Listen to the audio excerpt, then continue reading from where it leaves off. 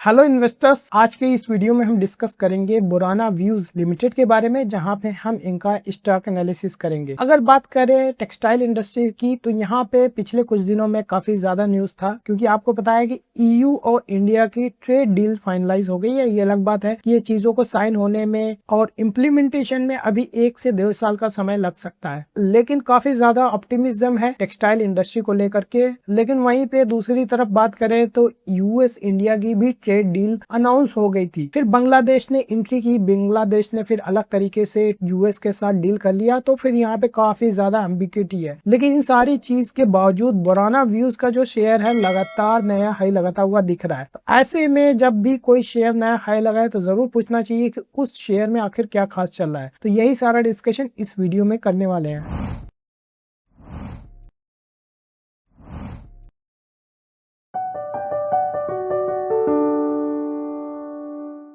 Hello investors, welcome back once again to Insiderpedia. तो आज के इस वीडियो में हम डिस्कस करेंगे बोराना व्यूज लिमिटेड के बारे में, जहां पे हम इनका स्टॉक एनालिसिस करेंगे। तो आ जाते हैं सीधे शेयर प्राइस की तरफ। तो ये कंपनी अभी कोई बहुत ज्यादा मार्केट में पुरानी नहीं है, रिसेंटली इनकी लिस्टिंग हुई है। पिछली साल मई में इनका शेयर प्राइस 250 के आसपास लिस्ट हुआ था। अगर बात करें नवंबर तक, तो कोई खास परफॉर्मेंस नहीं, शेयर थोड़ा सा डाउन ही लेकिन साइडवेज जाता हुआ दिख रहा था। नवंबर के बाद से इसमें रैली स्टार्ट हुई और हम यह देखते हैं कि बहुत अच्छे वॉल्यूम के साथ ये 300 के लेवल पे हिट करता है, फिर थोड़ा सा साइडवेज जाने के बाद लगातार नया हाई लगाता जाता है। जनवरी में ये शेयर मेरे सामने आया, क्योंकि जब भी इस तरीके का शेयर कोई नया हाई लगाता है तुरंत मेरे फिल्टर में आ जाता है। इन फिल्टर्स को मैं बहुत बार डिस्कस कर चुका हूँ। अगर आपने मेरा वीडियो नहीं देखा तो हमारी स्टॉक मार्केट बेसिक करके एक प्लेलिस्ट है, जिसमें मैं एजुकेशनल वीडियोस पोस्ट करता हूँ। तो उस प्लेलिस्ट में आपको बहुत सारे एजुकेशनल रिलेटेड वीडियोस मिल जाएंगे। लेकिन उसके बाद यहाँ पे शेयर साइडवेज रहा। मुझे लगा कि यहाँ पे ट्रेड डील अनाउंस होने से कुछ इम्पैक्ट देखने को मिल रहा है, शेयर प्राइस अच्छा परफॉर्म कर रहा है। लेकिन उस सब के बावजूद जहां पे दूसरे स्टॉक कुछ खास परफॉर्म नहीं कर रहे थे, ये शेयर फिर से हाई लगाता है। तो फिर मैंने इसमें जानने की कोशिश की कि आखिर बिजनेस में क्या चल रहा है। तो जो भी मुझे इन्फॉर्मेशन मिली इस वीडियो में डिस्कस करेंगे। तो अगर बोराना व्यूज लिमिटेड की बात करें, ये कंपनी आपकी बीएसई और एनएसई दोनों स्टॉक एक्सचेंजेस पे लिस्ट है। हालांकि मार्केट कैप देखेंगे कि एक माइक्रो कैप कंपनी, जहां पे इसकी मार्केट कैप 1029 करोड़ रुपीस की हो जाती है। स्टॉक भी 17 का दिख रहा है। अभी इनकी ग्रोथ को भी देखेंगे, साथ ही साथ पीयर्स से भी कंपैरिजन करेंगे, ताकि हम समझ पाए कि ये स्टॉक भी हाई है या फिर इंडस्ट्री के हिसाब से ही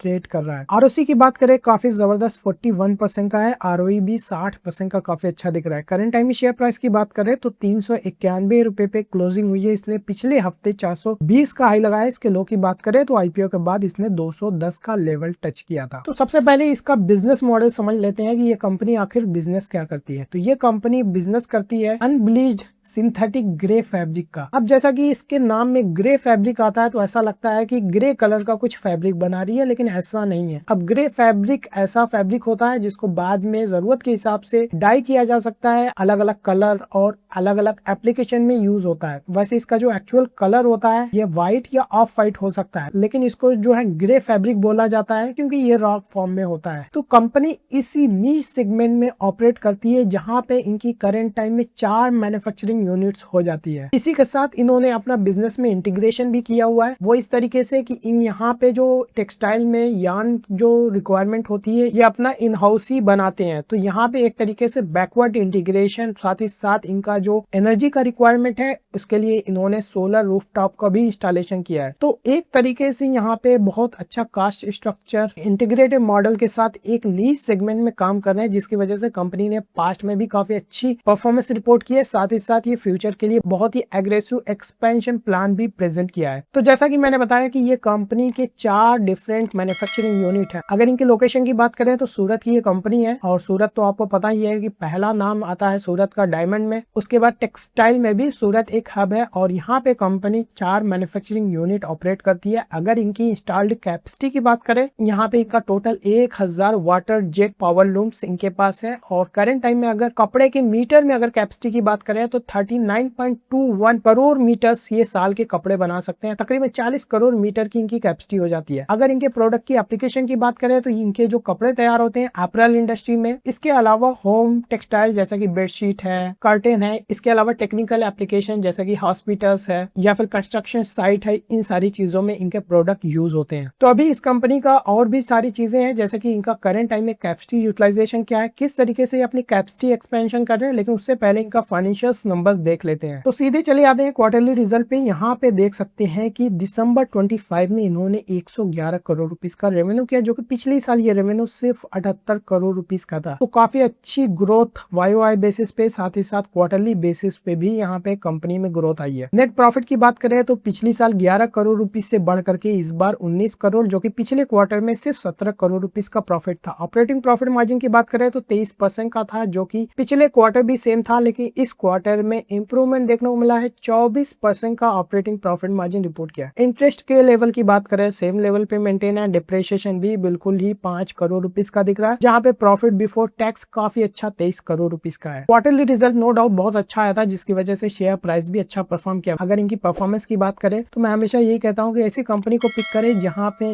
लगातार कंपनी ग्रोथ रिपोर्ट कर रही हो। तो यहाँ पे कंपनी का रेवेन्यू लगातार बढ़ता हुआ दिख रहा है, इसी के साथ प्रॉफिट भी बढ़ता हुआ दिख रहा है। मार्जिन की बात करें तो ये भी इंप्रूव हुआ है, क्योंकि 22 में इनका सिर्फ 12% का मार्जिन था, जो कि लगातार इंप्रूव होता हुआ दिख रहा है। टीटीएम बेसिस पे अभी 23% का मार्जिन और लेटेस्ट क्वार्टर में 24% का मार्जिन है। इसका मतलब है बिजनेस ग्रो कर रहा है तो मार्जिन भी इंप्रूव कर रहा है। तो अभी टीटीएम बेसिस पे इनका रेवेन्यू 367 करोड़, वहीं पे प्रॉफिट 58 करोड़ रुपीस का हो जाता है। थोड़ा सा नजर बैलेंस शीट पे देख सकते हैं कि यहाँ पे कंपनी ने इक्विटी डायलूट किया है, वही आईपीओ के दौरान जो इन्होंने फंडिंग रेस की थी। तो इसके लिए हम यहाँ पे कॉर्पोरेट एक्शन पे क्लिक करके देख सकते हैं कि पब्लिक इश्यू यानी आईपीओ के दौरान इन्होंने 67 लाख शेयर 206 रुपए के प्रीमियम पे तकरीबन 140 करोड़ रुपीस का फंडिंग यहाँ पे कंपनी ने रेस किया। तो फंडिंग रेस करने के बाद इनका इक्विटी कैपिटल और रिजर्व ऑलमोस्ट 250 करोड़ रुपीस का हो गया है, जहाँ पे इनकी बोरिंग 43 करोड़ रुपीस की दिख रही है। हालांकि यहाँ पे मार्च के कंपेरिजन में बोरिंग नेट में डाउन है, बट फिर भी कहूंगा कि डेट टू इक्विटी रेशियो अच्छे लेवल पे मेंटेन होता हुआ दिख रहा है। फिक्स्ड एसेट यहाँ पे लगातार बढ़ रहा है, क्योंकि ये लगातार अपनी कैपेसिटी को एक्सपेंड कर रहे हैं। इन्वेंटरीज का लेवल तो सेम लेवल पे मेंटेन है। ट्रेड रिसीवेबल भी काफी अंडर कंट्रोल दिख रहा है। 5 करोड़ रुपीस का ये बिजनेस को चलाने के लिए कैश भी होल्ड कर रहे हैं। तो वर्किंग कैपिटल तो काफी कंफर्टेबल लेवल पे दिख रहा है। कैश फ्लो की बात करें तो पिछले 2 क्वार्टर से काफी अच्छा बिजनेस से कैश जनरेट हो रहा है, जो कि काफी अच्छी बात है। इससे पता लगता है कि बिजनेस में एनफ कैश जनरेट हो रहा है। इसी के साथ यहाँ पे इन्वेस्टिंग एक्टिविटी में देखेंगे कि ये लगातार अपने बिजनेस में इन्वेस्टमेंट भी कर रहे हैं, और फाइनेंसिंग एक्टिविटी निगेटिव में दिख रहा है, क्योंकि इन्होंने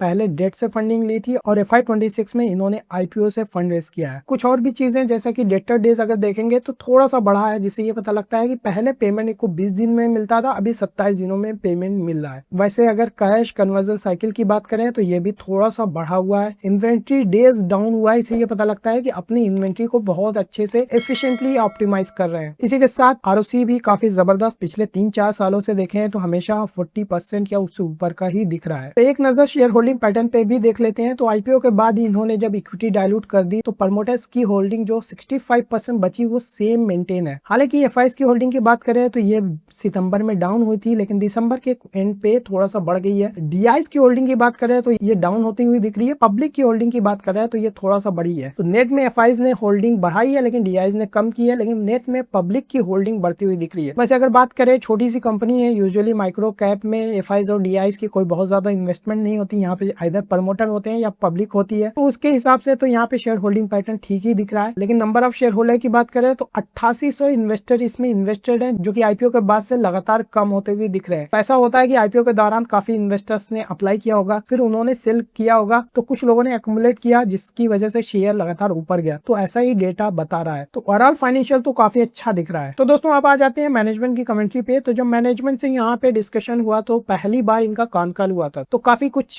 चीजें हैं, जैसे कि सबसे पहले बात कर लेते हैं इनका कैपेसिटी यूटिलाइजेशन का, क्योंकि ये लगातार कैपेसिटी भी ऐड कर रहे हैं, लेकिन जो इनकी एग्जिस्टिंग कैपेसिटी है, जहाँ पे ये बता रहे हैं कि साल का तकरीबन अभी जो इनकी कैपेसिटी है 40 करोड़ मीटर्स का ये मैन्युफैक्चरिंग कर सकते हैं। तो इन्होंने बताया कि इनका 4 अलग अलग यूनिट्स है, लेकिन अगर कंबाइंड यूटिलाइजेशन की बात करें तो 82 से 83% इनका यूटिलाइजेशन लेवल पर पहुंच गया है। तो एक तो ये नई कैपेसिटी ऐड करेंगे, लेकिन बाकी जो यहाँ पे यूटिलाइजेशन यहाँ से भी इंप्रूव करके 90% तक पहुंच सकता है। तो अगर इनके प्रोडक्शन वॉल्यूम की बात करें तो FY25 में इन्होंने 18.5 करोड़ मीटर कपड़े मैन्युफैक्चर मैन्युफैक्चर किए थे और करंट कैपेसिटी जैसा कि मैंने बताया कि 40 करोड़ मीटर ये मैन्युफैक्चर कर सकते हैं। वहीं पे अगर बात करें कि पहले 9 महीने FY26 में कितना इनका प्रोडक्शन हुआ, तो इन्होंने बताया कि तकरीबन 16.5 करोड़ मीटर का इन्होंने प्रोडक्शन किया है, जिसके हिसाब से आप देख सकते हैं कि ये जो कैपेसिटी करंट टाइम में 40 करोड़ बता रहे हैं ये रिसेंटली ही हुई है, यानी इन्होंने 6 महीने के अंदर बहुत अच्छी कैपेसिटी ऐड की है। तो अभी आने वाले क्वार्टर्स में काफी अच्छा यूटिलाइजेशन लेवल बढ़ सकता है। तो यहाँ पे इन्होंने बताया कि रिसेंटली इन्होंने 160 नए वाटर जेट पावर लूम्स का एडिशन किया और इनका प्लान यही है कि 1000 से इनका जो करंट टाइम में चारों यूनिट में मिला करके पावर लूम है जो कि बढ़ा करके FY28 के एंड तक 2000 कर ले। तो यहाँ पे एडिशनल 1000 पावर लूम ऐड करने वाले हैं, जिसमें से इन्होंने अभी ऑलरेडी काम स्टार्ट कर दिया है। तो पहले इन्होंने 160 पावर लूम ऑलरेडी इंस्टॉल किए, जहाँ पे इन्होंने तकरीबन 35 करोड़ रुपीस का इन्वेस्टमेंट किया है। और इस 160 लूम की बात करें तो इसमें 64 तो ऑलरेडी चालू भी हो चुका है, बाकी बहुत जल्द 100 पावर लूम है वो भी बहुत जल्द कॉमर्शियलाइज होगा, तो वहां से भी एडिशनल प्रोडक्शन आएगा। तो अगर बात करें कि यहाँ पे जो 160 नए पावर लूम्स ऐड किए गए वहां से कितना प्रोडक्शन आ सकता है, तो यहाँ से 5 करोड़ मीटर्स का प्रोडक्शन बढ़ सकता है। अगर वहीं से 160 लूम्स के अगर रेवेन्यू पोटेंशियल की बात करें तो 65 से 70 करोड़ रुपीस का रेवेन्यू यहाँ से देखने को मिल सकता है। तो अभी इस कंपनी में इतनी ज्यादा ऑप्टिमिज्म क्यों है, शेयर प्राइस क्यों ऊपर जा रहा है, तो उसके लिए आपको समझना पड़ेगा कि इनका आगे को लेकर के क्या कैपेसिटी एक्सपेंशन प्लान है। जैसा कि मैंने बताया कि FY28 में इनका अपना प्रोडक्शन बढ़ा करके 1000 लूम से बढ़ा करके 2000 लूम करने वाले हैं, जिसके लिए इन्होंने प्लान बनाया है कि 350 से 400 करोड़ रुपीस का टोटल ये इन्वेस्टमेंट करेंगे। तो इतना बड़ा अमाउंट के लिए पैसा कहाँ से आएगा, तो इन्होंने एक तो रिसेंटली अभी IPO से फंड रेज किया था, इसके बाद जो ये प्रॉफिट कर रहे हैं वो भी धीरे धीरे इन्वेस्टमेंट करेंगे, साथ ही साथ ये डेट पे भी जा सकते हैं। कहीं से भी इनका ये इंटेंशन नहीं है कि इक्विटी डायलूट करे। तो वही चीज समझने वाली है कि 1000 लूम का जो एडिशन है ये एक बार में नहीं होगा, धीरे धीरे ये अपनी कैपेसिटी यूटिलाइज करते रहेंगे और अपना मैन्युफैक्चरिंग कैपेबिलिटी भी बढ़ाएंगे। वैसे अगर 350 से 400 करोड़ रुपीस का ये जो टोटल कैपेक्स है उसमें से 200 करोड़ रुपीस तो आपका मशीनरी में जाएगा, बाकी 50 से 70 करोड़ रुपीस यहाँ पे वर्किंग कैपिटल में जाने वाला है। वहीं पे कुछ और भी इश्यूज हो सकते हैं, जैसे कि अभी इनको प्रोडक्शन तो बढ़ाना है, उसके लिए लैंड भी चाहिए होगी। तो इन्होंने बताया कि 700 लूम्स तो अपनी एग्जिस्टिंग जो लैंड है उस पे कर लेंगे, लेकिन उसके बाद इनको जो प्रोडक्शन बढ़ाना है तो वहां पे इनका लैंड भी एक्वायर होगा, साथ ही साथ पावर प्रोड्यूस करने के लिए यहाँ पे इनको एडिशनल कैपेक्स करना पड़ेगा, जो कि ये सोलर रूफटॉप में इन्वेस्टमेंट कर रहे हैं ताकि ये अपना कैप टू पावर प्लांट बना सके। तो बोराना व्यूज पे अभी फर्दर डिस्कशन करेंगे कि यहाँ पे किस तरीके से अपना कैपेसिटी यूटिलाइजेशन बढ़ाने वाले हैं। तो अभी कितना कंपनी के ऊपर डेट है, ताकि हम समझ पाए कि अगर फ्यूचर में ये डेट लेते हैं तो कितना कंफर्टेबल लेवल पे ये डेट ले सकते हैं। साथ ही साथ इनको सोलर रूफटॉप से कुछ बचत भी हो रही है, इंटरेस्ट पे भी इनको सब्सिडी मिल रही है। तो ये सारे डिस्कशन अभी करेंगे, लेकिन उससे पहले बताना चाहूंगा कि इसी तरीके से मैं small cap micro cap companies पे अपनी इंडिपेंडेंट रिसर्च करता हूँ और आप मेरा यूट्यूब चैनल देख सकते हैं कि पिछले एक साल में मोर देन 100 कंपनीज पे अपनी स्टॉक एनालिसिस दे चुका हूँ। साथ ही साथ इन कंपनीज के क्वार्टरली रिजल्ट भी हमारे यूट्यूब चैनल पे देख सकते हैं। लेकिन आप एग्जैक्टली अगर जानना चाहते हैं कि कौन से ऐसे स्टॉक्स हैं जिसमें हमने रिकमेंडेशन दी हुई है, तो आप हमारी स्टॉक रिकमेंडेशन सर्विस को भी सब्सक्राइब कर सकते हो। अधिक जानकारी के लिए आप हमारी वेबसाइट पे विजिट कर सकते हैं, लिंक डिस्क्रिप्शन बॉक्स में दिया हुआ है। इसके अलावा अगर आपको कोई पर्सनल लेवल पर डिस्कशन करना हो कि कैसे मैं आपकी इन्वेस्टमेंट जर्नी में हेल्प कर सकता हूँ, तो आप मुझे दिए हुए नंबर पे भी कांटेक्ट कर सकते हैं। तो मैं बात कर रहा था कि इनका जो करंट टाइम में पावर को लेकर के प्लान है कि अपना captive solar rooftop power plant बनाए, जिसके लिए यहाँ पे ये प्लान कर रहे हैं कि जो इनका 70 से 80% इलेक्ट्रिसिटी रिक्वायरमेंट है खुद ही प्रोड्यूस करें। तो इसके लिए इन्होंने 115 करोड़ रुपीस का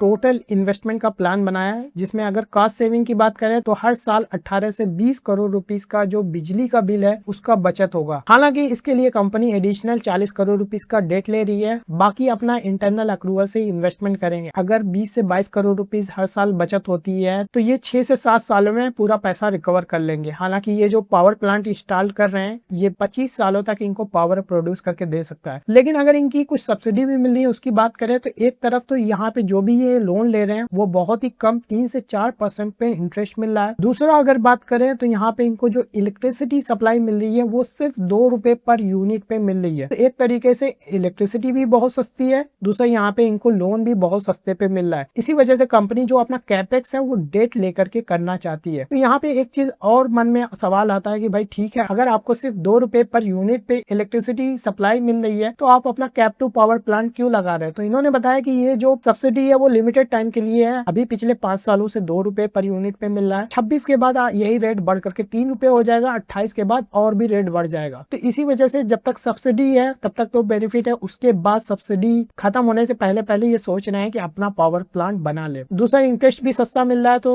वही पैसा ये लोन लेकर के अपना इन्वेस्टमेंट कर रहे हैं। तो एक तरीके से पहले इन्होंने सब्सिडी से बहुत फायदा उठाया, तो अभी इनको लोन सस्ता मिल रहा है तो उसको ये इन्वेस्टमेंट करने वाले हैं। दूसरा अगर बात करें तो इन द एंड जो है टेक्सटाइल, वो भी रॉ टेक्सटाइल को एक कमोडिटी ही बिजनेस माना जाता है, लेकिन यहाँ पे इन्होंने बताया कि 20 से 25% इनका टॉप लाइन का कंट्रीब्यूशन वैल्यू एडेड प्रोडक्ट से आ रहा है। अब ये वैल्यू एडेड प्रोडक्ट फ्यूचर में कितना कंट्रीब्यूट करेगा तो इसके ऊपर बहुत ज्यादा मैनेजमेंट ने कमेंट्री नहीं किया। कि यहाँ पे इन्होंने बताया कि अभी जो है डिमांड सिनेरियो जिस हिसाब से होता है उसी हिसाब से हम अपना प्रोडक्शन बढ़ाते हैं, कोई ऐसा दिक्कत नहीं है, वही सेम मशीनरी यूज होती है, चाहे वो फिर नॉर्मल प्रोडक्ट हो या फिर वैल्यू एडेड प्रोडक्ट हो। इसके अलावा अगर एक्सपोर्ट की बात करें तो यहाँ पे इन्होंने बताया कि कोई भी ये कंपनी डायरेक्ट एक्सपोर्ट नहीं करती। इनके जो कस्टमर्स होते हैं, जो कि कह सकते हैं कि एक्सपोर्टर्स हैं, तो इनसे परचेस करते हैं फिर वो एक्सपोर्ट करते हैं। अगर फ्यूचर में इंडिया का टेक्सटाइल एक्सपोर्ट इंपैक्ट होगा तो अगर ये कहें कि इनका बिजनेस इंपैक्ट नहीं होगा, क्योंकि इन द एंड जो ये मैन्युफैक्चरिंग करते हैं वो एक्सपोर्ट ही होता है, भले इनके डायरेक्टली नहीं होता, इनके एक्सपोर्टर के थ्रू होता है। तो अगर इंडिया के एक्सपोर्ट बिजनेस में इंपैक्ट आता है तो इनका भी बिजनेस इंपैक्ट हो सकता है। बाकी जैसे कि मैंने बताया कि ये यान भी खुद ही बनाते हैं, तो यहाँ पे जो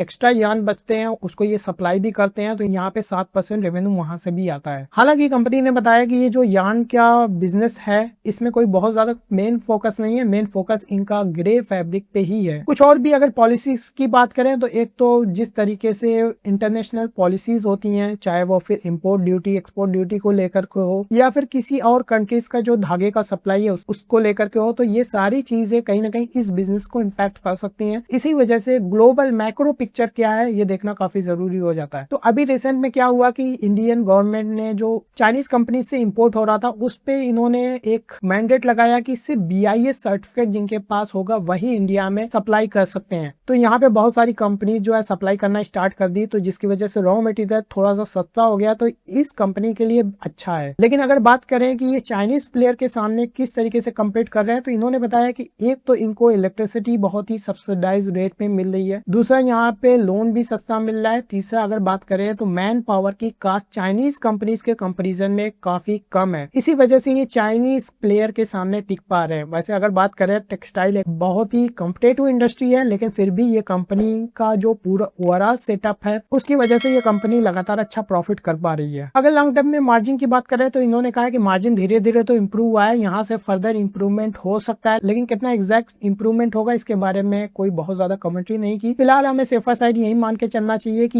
ये जो एग्जिस्टिंग मार्जिन है यही सस्टेन कर जाए, तो भी मैं समझता हूँ कि टॉप लाइन ग्रो होगी तो प्रॉफिटेबिलिटी और ज्यादा बढ़ेगी। बाकी जहाँ पे ये इतना बड़ा 350 से 400 करोड़ रुपीस का इन्वेस्टमेंट का प्लान कर रहे हैं, तो यहाँ पे इनका एसेट टर्नओवर 2 से 3 टाइम्स का होने वाला है। लेकिन अगर इनकी एग्जिस्टिंग एसेट टर्नओवर की बात करें तो वो काफी बेटर है। तो यहाँ पे एक सवाल यही आता है कि इतना बड़ा कैपेक्स क्यों कर रहे हैं, जो कि मैंने ऑलरेडी बताया कि एक्चुअल में यहाँ पे ये पावर प्लांट साथ ही साथ अभी लैंड भी एक्वायर करना है, तो इन सारी चीजों में एक्स्ट्रा पैसा जा रहा है। क्योंकि अभी हमने डिस्कस किया कि 160 पावर लूम में सिर्फ इन्होंने 35 करोड़ रुपीस का इन्वेस्टमेंट किया है, बाकी 850 लूम्स है, उसमें 350 से 400 करोड़ रुपीस का कैपेक्स क्यों लगेगा। तो आई होप ये चीज भी क्लियर हो गई होगी। अगर कंपनी के डेट पोजीशन की बात करें तो आज की डेट में कंपनी के ऊपर टोटल जो है 60 करोड़ रुपीस का डेट है, जिसमें से 35 करोड़ लॉन्ग टर्म बोरोइंग है, और अगर शॉर्ट टर्म या वर्किंग कैपिटल लोन की बात करें तो 25 करोड़ रुपीस का इन्होंने वर्किंग कैपिटल लोन भी लिया है, जो कि बहुत सस्ते 3 से 4% के इंटरेस्ट पे इनको मिला है। वहीं पे अगर इनकी कैपेसिटी की बात करें, जैसा कि इनका टारगेट है कि FY28 तक 2000 लूम्स रेडी कर लें, लेकिन ऐसा नहीं है कि ये एक बार में अपना कैपेसिटी एक्सपेंड करने वाले हैं। मेनली इनका प्लान ये है कि FY27 तक ये 1500 लूम, उसके बाद इनको लैंड भी एक्वायर करनी पड़ेगी, तो FY28 में ये सारा जो है कैपेसिटी रेडी हो जाएगी। फिलहाल कंपनी को कैपेसिटी रेडी करने में कोई इशू नहीं है, ये धीरे धीरे जिस हिसाब से रिक्वायरमेंट होगी उस हिसाब से कैपेसिटी एक्सपेंशन प्लान कर सकते हैं।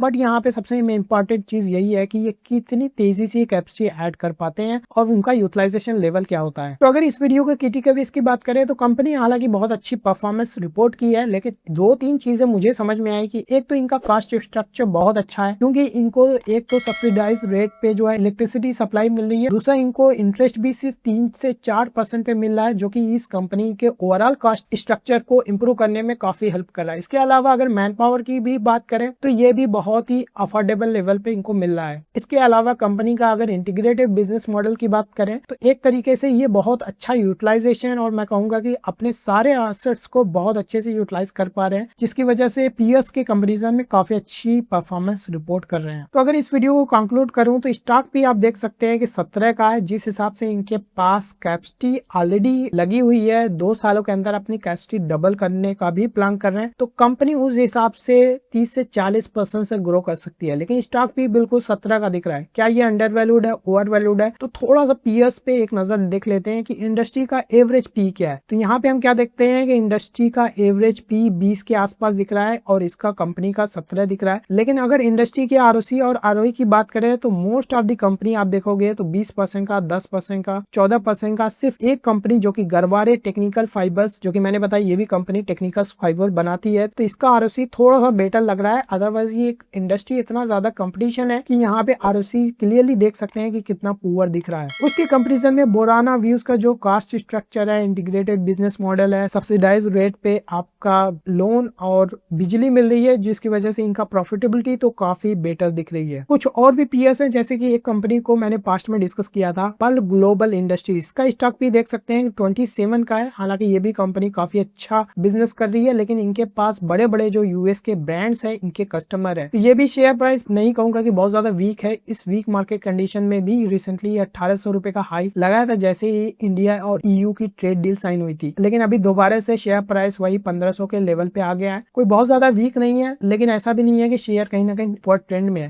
कह सकते हैं कि साइडवेज जा रहा है। तो अब आते हैं जो फाइनल क्वेश्चन है कि क्या इस कंपनी में इन्वेस्टमेंट करना चाहिए। तो कुछ चीजें हैं जनरली टेक्सटाइल इंडस्ट्री के लिए है वैलिड है कि एक जो बात समझ लीजिए कि टेक्सटाइल एक ऐसा इंडस्ट्री है बहुत ही ज्यादा कॉम्पिटिटिव है। तो अपना थोड़ा सा पर्सनल एक्सपीरियंस शेयर करना चाहूंगा कि मैं एक ऐसे फैमिली बैकग्राउंड से आता हूं जहां पे हम ये टेक्सटाइल का बिजनेस करते हैं, बल्कि मेरे पूरे टाउन की अगर इकोनॉमी की बात करें तो टेक्सटाइल पे डिपेंड है, कहें तो गलत नहीं होगा। ये बिजनेस जो है बहुत ही ज्यादा कॉम्पिटिटिव है। यहाँ पे कंपनी जैसा कि एक अनब्रांडेड, एक सिर्फ रॉ मटेरियल टाइप का प्रोडक्ट बनाती है, तो जब तक इनका कास्ट स्ट्रक्चर बढ़िया है तब तक तो सब अच्छा है। लेकिन अगर फ्यूचर में जैसे इनका बहुत सारी चीजें हैं, करंट टाइम में मैं समझ रहा हूँ बेनिफिट मिल रहा है, एक तो इनका इंटरेस्ट बहुत कम रेट पे है, दूसरा इनको जो है इलेक्ट्रिसिटी भी बहुत कम रेट पे मिल रही है, जिसकी वजह से इनके फाइनल प्रोडक्ट की कास्ट बहुत कम आती है, जिसकी वजह से ये मार्केट में अच्छा कर पा रहे हैं। तो ये सारी चीजें जब तक इनके फेवर में काम कर रही है तब तक तो बहुत अच्छी है। लेकिन अगर बात करें कोई और प्लेयर आता है, ये सारी चीजों को उसी हिसाब से इंटीग्रेट करता है, इनसे सस्ता माल सप्लाई कर दे, तो तुरंत ये सारी कंपनीज आउट ऑफ बिजनेस चली जाती हैं, क्योंकि इनका लॉन्ग टर्म कोई कॉन्ट्रैक्ट नहीं होता, कोई भी यहाँ पे कॉम्पिटिटिव एडवांटेज नहीं है। लोवेस्ट कॉस्ट जो प्रोड्यूसर होगा वही यहाँ पे सर्वाइव कर सकता है। तो इनका जब तक बिजनेस अच्छा चल रहा है तब तक कोई दिक्कत की बात नहीं है। लेकिन अगर यहाँ पे कोई दूसरा प्लेयर मार्केट में एंट्री करता है, इनको कम्पीट करता है, तो यहाँ पे दिक्कतें आना स्टार्ट हो सकती है। अभी सारी चीजें बिजनेस पर काफी अच्छी चल रही है। तो अगर इसके फ्यूचर के पी की बात करें, क्या हो सकता है, क्या ये कंपनी 40-50 के पी पे ट्रेड होंगी, तो ऐसा सोचना गलत होगा, क्योंकि इंडस्ट्री का जो एवरेज पी है 20 है, मैं समझता हूँ उसी के आसपास ट्रेड होना चाहिए, अनटिल अनलेस ये कोई लॉन्ग टर्म या फिर मैं कहूँगी अप्रैल जो ब्रांड है उनके साथ कोई पार्टनरशिप कर लें। लेकिन ऐसा कोई चीज नहीं है, इनके पास मल्टीपल बायर है जो कि ये डिमांड के हिसाब से डील करते हैं, प्रोडक्ट परचेस करते हैं, और ये जो है बहुत ही कम टाइम में अपना प्रोडक्ट सप्लाई करते हैं। लेकिन हाँ, ये कैपेसिटी अगर धीरे धीरे ऐड करे और अपना इसी तरीके से बिजनेस बढ़ाते गए तो कंपनी अच्छा भी कर सकती है। फिलहाल मुझे लगता है कि हमें इससे बेटर अपॉर्चुनिटी मिल सकती है, तो इसी वजह से इस कंपनी को मैं पास ऑन कर रहा हूँ। बाकी दोस्तों, आपको ये कंपनी कैसी लगी अपनी राय कमेंट सेक्शन में जरूर दें। वीडियो कैसा लगा, अच्छा लगा तो लाइक करें, चैनल पे नया तो सब्सक्राइब कर लीजिए, क्योंकि इसी तरह की वीडियोस मैं रेगुलरली अपडेट करते रहता हूँ। And thank you for watching.